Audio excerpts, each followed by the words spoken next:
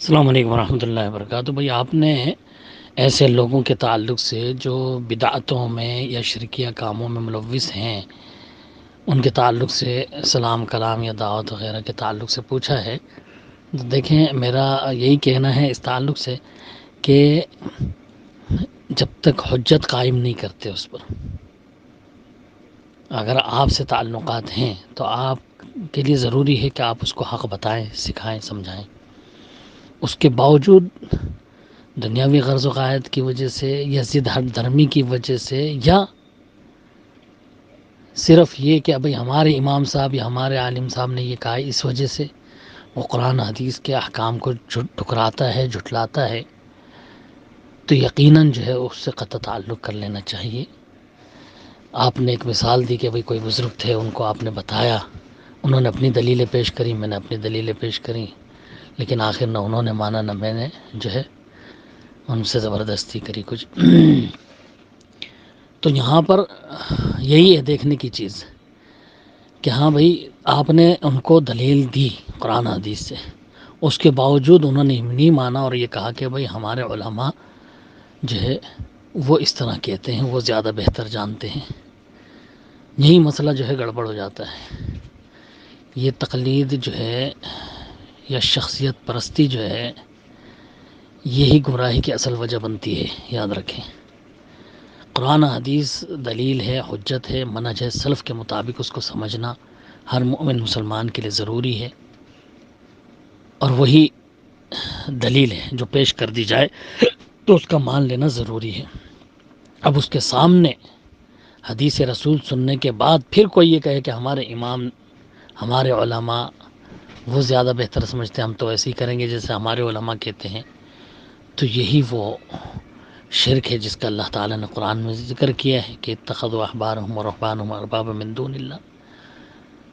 انہوں نے اللہ کے علاوہ دوسروں کو اپنا رب بنا لیا، اپنے عالموں اور راہبوں کو اپنا رب بنا لیا ہے۔ یہی مطلب ہے کہ جس چیز کا حکم اللہ اور رسول نے دیا، جو طریقہ اللہ اور رسول سے ثابت ہے، اس کو اپنانے کے بجائے جو ہے علماء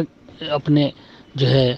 ان کو دلیل اور حجت سمجھ لیا ہے، اور سمجھتے ہیں کہ نہیں بس یہ جو ہے جو کہیں گے وہی صحیح ہے، ورنہ کچھ صحیح نہیں۔ اسی سے جو ہے اتنے فرقے اور اتنی گمراہیاں عام مسلمانوں میں جو ہے مروج ہو گئی ہیں کہ ہر کوئی جو ہے وہ شخصیت پرستی کے پیچھے چل پڑا، اندھی تقلید کرنے لگا، جس کو جو پسند ہوا، جس کو جو اچھا لگا اس کے پیچھے چل پڑا اندھا بن کے، احادیث رسول صلی اللہ علیہ وسلم سے دلیل جاننے کی کوشش نہیں کری۔ اور یہ معصوم نہیں جیسا کہ آپ کہہ رہے ہیں، کیونکہ فرض ہے علم کا طلب کرنا، علم کا حاصل کرنا ہر مومن مسلمان پر فرض قرار دیا ہے اللہ کے رسول۔ طلب العلم فریضۃ علی کل مسلم، آپ جان چکے ہیں، سن چکے ہیں کئی بار۔ کوئی یہ کہے کہ نہیں بھائی میں تو بس اپنے دنیاوی کام کاج میں دن رات لگا رہوں اور بس جیسے ہمارے عالم صاحب کہتے رہے ویسا چلتا رہوں، بغیر تحقیق کے اندر بن کے ان کے پیچھے چلتا رہوں، تو بھائی یہ طریقہ نہیں ہے سیکھنے سکھانے کا۔ اللہ کے رسول صلی اللہ علیہ وسلم نے ایسے ہی اتنی ترغیب، اتنے اجر و ثواب اور اتنی فضیلتیں نہیں بتائی ہیں اس کی علم کے حاصل کرنے کے۔ ہر مومن مسلمان کے لیے ضروری ہے کہ وہ قرآن حدیث کو اپنی طاقت استطاعت کے مطابق جاننے کی کوشش کرتا رہے، علم حاصل کرتا رہے۔ یہ وجہ ہے کہ اللہ کے رسول صلی اللہ علیہ وسلم کل شیء ملعون الا ذکر اللہ و علم او متعلم، او کما قال صلی اللہ علیہ وسلم، کہ ہر چیز ملعون ہے، ہر چیز اللہ کی رحمت سے دور ہے سوائے اللہ کا ذکر اور علم، اور علم حاصل کرنے والے، علم سکھانے والے، علم کا سیکھنا سکھانا، اور اللہ کا ذکر، اللہ کی عبادت، اللہ کی اطاعت فرمانبرداری۔ اس کے علاوہ ہر چیز جو ہے وہ اللہ کی رحمت سے دور ہے۔ کیوں کہا؟ یہ اس وجہ سے کہ انسان کو ہر موڑ پر قرآن حدیث کی تعلیمات کی ضرورت ہے۔ تجارت کرے گا جب اس کو ضرورت ہے کہ ہاں بھی جانے کہ ہاں بھی کیا کیا چیزیں حلال ہیں میرے لیے، کیا کیا چیزیں حرام ہیں۔ نمازیں پڑھ رہا ہے، عبادتیں کر رہا ہے، تو اس میں جانے کہ کون سا طریقہ رسول اللہ صلی اللہ علیہ وسلم کا طریقہ ہے، حدیث رسول پڑھے، سمجھے، جانے۔ اندھا بن کے دیکھا دیکھی چلے گا تو گمراہیاں بڑھیں گی ہی، کم نہیں ہونے والی۔ کوئی کسی طرح چلنے کی کوشش کر رہا ہے، کوئی کسی طرح، منہج سلف پر آ ہی نہیں رہا کوئی بھی، قرآن حدیث کو سمجھنے کے لیے تیار نہیں۔ اور آپ نے جیسا کہا کہ بھئی جو ہے معصوم ہوتے ہیں عام طور پر، ہم یہ نہیں کہہ سکتے کہ ہاں بھئی یہ سب جو ہے ان سے بالکل سلام کلام بند کر دینا چاہیے، تو ہم بھی یہ نہیں کہتے کہ بھئی سب سے سلام کلام بند کر دینا چاہیے۔ ہاں عموماً ان پر حجت قائم کی جاتی رہی ہے، باقاعدہ ہمارے علماء اسلام، ہمارے علماء خاص طور سے جو جماعت کے میں بتا رہا ہوں، ویسے تو شروع سے ہی جب گمراہیاں بڑی ہیں، علماء اسلام جو علماء ربانی ہیں برابر سمجھاتے رہے، بتاتے رہے، حجت قائم کرتے رہے، کتابیں لکھتے رہے، حق کو واضح کرتے رہے۔ ہماری جماعت کے علماء اسلام جو بڑے گزرے ہیں، انہوں نے باقاعدہ مناظرے کیے ہیں ان سے، یہ بدعتیوں سے باقاعدہ مناظرے کیے ہیں حق ثابت کرنے کے لیے۔ کتابیں بے شمار آپ کو مل جائیں گی جو ان پر حجت قائم کرنے کے لیے لکھی گئیں، دلائل واضح کیے گئے، قرآن حدیث کے احکام واضح کر کر کے بتایا سمجھایا گیا۔ بہت بڑے انداز سے جو ہے حجت ان پر قائم کی گئی ہے، ایسی بات نہیں ہے۔ آپ یہ جو ہے یہ سمجھ رہے ہیں کہ بھئی جانے انجانے جو ہے وہ معصوم ہیں، ان کو نہیں پتہ چلا، وہ اسی کو حق سمجھ رہے ہیں۔ جب قرآن حدیث واضح ہو جائے تو پھر اس کے بعد تو کوئی بات ہی نہیں رہ جاتی ہے۔ اس کے بعد ادھر ادھر کھلانا، یہ مشرکین نے یہی تو کرا ہے۔ مشرکین اپنے آپ کو صحیح سمجھ کر ہی تو عمل کر رہے ہیں۔ اگر یہ آپ جس طرح سے آپ بتا رہے ہیں، اس طرح تو ہم ان کفار و مشرکین کے لیے بھی کہہ سکتے ہیں کہ ہاں بھی وہ بھی جانے معصوم ہیں، بیچارے نہیں سمجھتے، وہ بھی یہی سمجھ رہے ہیں کہ ہم صحیح ہیں، وہ بھی تو یہی سمجھ رہے ہیں کہ ہم حق پر ہیں، ہم صحیح ہیں۔ مسلمانوں کو وہ جھٹلاتے ہیں،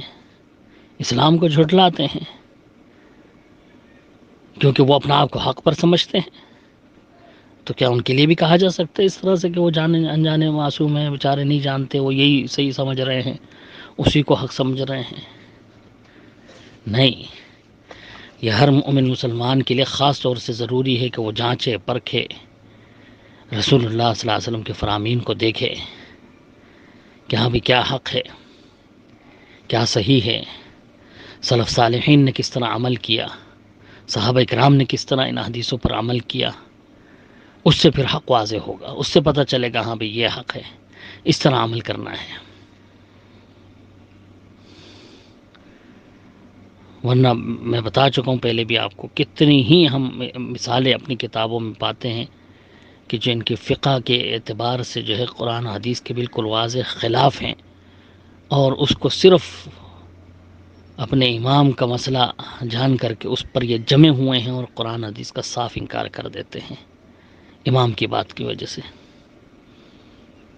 تو بھائی اس طرح کے عقیدے رکھ کر جان بوجھ کر کے قرآن حدیث کا اس طرح سے تعویلیں کر کے انکار کر دینا، شریعت اسلامی اس کی بالکل اجازت نہیں دیتی، اور ایسے ہی لوگوں سے جو ہے کہا ہے کہ بدعتیوں سے سلام کلام بند ہونا چاہیے، بدعتیوں کو عزت نہیں دینا ہے، ان سے قطع تعلق کرنا ہے۔ جب ان پر حجت قائم کر دی ہے تو یہ لازم ہے۔ یہ الگ بات ہے آپ کو یہ معلوم ہوا کہ ہاں بھی اس کو پتہ ہی نہیں، بیچارے کو کچھ بھی نہیں معلوم اس کے بارے میں، تو اس پر آپ حجت قائم کریں اور دیکھیں حق کو قبول کرتا ہے، سیدھی راہ پر آتا ہے، یا پھر ضد اور ہٹ دھرمی کرتا ہے۔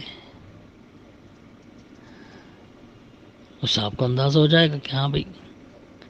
حجت کیسے قائم کی جاتی ہے، اور کس طرح سے جو ہے سمجھایا جاتا ہے، اور کس طرح سے جو ہے لوگ اس کا انکار کرتے ہیں کھلا۔ خود آپ تجربہ کر کے دیکھ لیجئے انشاءاللہ، اللہ تعالیٰ آسانی کرے۔ حجت قائم کی جا چکی ہے، بار بار کی جا چکی ہے، ان کے علماء سے جو ہے مناظرے ہو چکے ہیں، ان پر کتابیں لکھی گئی ہیں، چیلنج کیے گئے ہیں قرآن حدیث سے، بہت سارے ان کے جو غلط مسائل ہیں ان کو ثابت کرنے کے لیے کہا گیا ہے۔ لیکن صرف یہ کہ بھئی ہمارے امام کا یہ مسئلہ اس طرح ہے تو بس بھلے وہ سند تک نہیں پہنچ رہی ہو ان کے امام تک کہ ہاں بھائی واقعی وہ ان کے امام کا ہی ہے قول فعل یا نہیں، وہ بھی سند نہیں پہنچتی ان کی، اور حدیث کو ٹکرا دیتے ہیں اس کے سامنے۔ اللہ تعالی رحم فرمائے۔